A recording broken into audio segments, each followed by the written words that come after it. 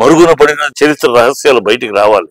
ఎన్నాళ్ళు దాచిపెట్టబడింది గత ప్రభుత్వంలో. ఎందుకంటే ఆ గత ప్రభుత్వం, గత కాంగ్రెస్ వాళ్ళందరూ కూడా దొంగ గాంధీలు, దొంగ భారతీయులు, దొంగ హిందువులు కదా. వీళ్ళకి ఈ దేశం మీద, ఈ దేశ సంస్కృతి మీద, ఈ దేశ చరిత్ర మీద వాళ్ళకి విలువ లేదు. ఇప్పటికీ కాంగ్రెస్ ప్రభుత్వం పాకిస్తాన్ కి జత పలుకుంది, చైనా తోటి జత కలుస్తుంది.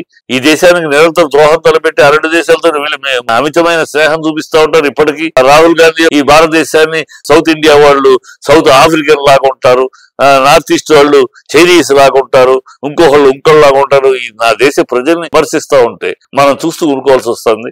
సర్వనాశనం చేసి నా దేశం మీద అనేక దండయాత్రలు చేసిన మొఘలాయ నాయకుల్ని మీరు హీరోలుగా పాఠ్య పుస్తకాలు పెడతారా? ఔరంగజేబు మహానాయకుడా? టిప్పు సుల్తాన్లు ఇలాంటి దౌర్భాగ్యుల్ని, ఆడవాళ్ళని మానభంగాలు చేసి, అవమాన పాలు చేసి, దౌర్భాగ్య దుర్మార్గ దుర్నీతి ఎదవల్ని పెద్ద హీరోలుగా మన ప్రజలకు ఔరంగజేబు తెలుసు, మన కులాలకి. కానీ అల్లు సీతారాములు తెలుసా? వీరపట్టే ఘటబ్రహ్మం తెలుసా? రాణి రుద్రమ తెలుసా? రాణా ప్రతాప్ తెలుసా? వాళ్ళ చరిత్రలు తెలుసా? వాళ్ళ గొప్పగా జీవితాలు తెలుసా? వాళ్ళ దేశం కోసం ఏం చేశారు? ఈ జన్మభూమి కోసం వాళ్ళు ఎన్ని కష్టాలు పడ్డారు తెలియకుండా మరుగులు పెట్టి వాళ్ళు తెలుస్తుంది.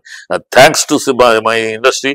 ఏ సినిమా ఫీల్డ్ ఉన్నా ఆ సినిమా ఫీల్డ్ కి తల వంచి నమస్కరిస్తున్నాను. వాళ్ళ ఈ సినిమా ఫీల్డ్ మేలుకుంది. మనం ఇలాంటి సినిమాలు చెయ్యాలి, ప్రజలకి మన దేశం గురించి మనం చెప్పుకోవాలి. సినిమా ఒక పవర్ఫుల్ మీడియా ఇది.